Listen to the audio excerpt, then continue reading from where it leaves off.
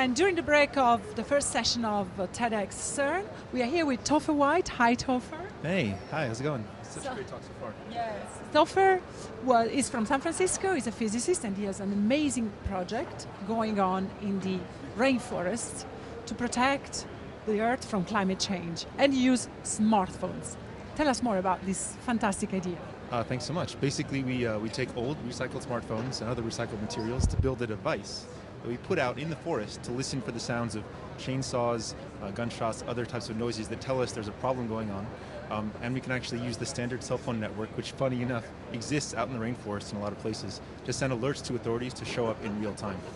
This is a great idea. Basically, with your smartphones, you hear deforestation in action.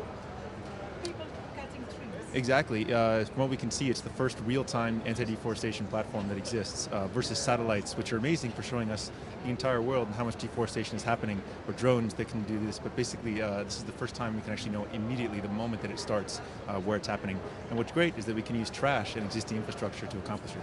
That's incredible. So you are basically spying on these very nasty people who cut the rainforest. And this is one of the worst thing to do in a period of climate change.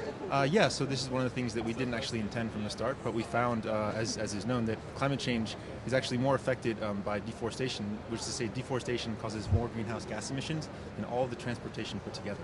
And so in fact, it is true that 90% of logging is illegal in the rainforest. Then in fact, if you can just cut down on illegal logging, which we're trying to do, and there's a mandate to do, you can have a massive effect on climate change. And so we're trying to use simple solutions to do that. That's really amazing. You are a physicist by background. How did you get this idea? I basically went out into the rainforest as a tourist, and I'm actually going to talk about this in the talk, and sort of stumbled upon this idea by mistake, because seeing the fact that there was no way for the people there in the field, despite being very sincere and wanting to stop the illegal logging, they had no way of knowing where it was.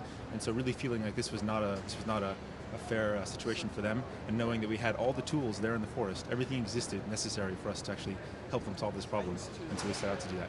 And cell phones manage to work in the rainforest? I've been there, it's true, it's really uncharted territory there, everywhere. I've been in Amazonia, but everywhere I guess it's uncharted territory. How can you make cell phones to work in the forest? Yeah, well, so there are some places that won't have it, but overall what we're finding is that more and more places, especially as time goes by, have pretty good cell phone service. And these especially are on the periphery of the forest, which are the places that are most under threat. But really that was sort of the surprise. Our assumption is that there's terrible cell phone service out in the forest, but in fact that's not true, because in fact there's pretty good infrastructure in these countries, and there's no electricity, no roads or anything like that, but there is actually pretty good cell phone service. People spend their days on Facebook and surfing the web on their phones. So in fact, if we can use that infrastructure to help them solve a problem that there's a mandate to stop and which really affects us and the work that we do as well, and it's really great for all of us. That's great. And how successful have you been so far in stopping people from logging? So we're just getting started. We only have had one pilot project under our belt in Indonesia, which I'm looking forward to talking about. But we're starting pretty soon. Our next pilot is in Cameroon in Africa, starting in about 1 month from now.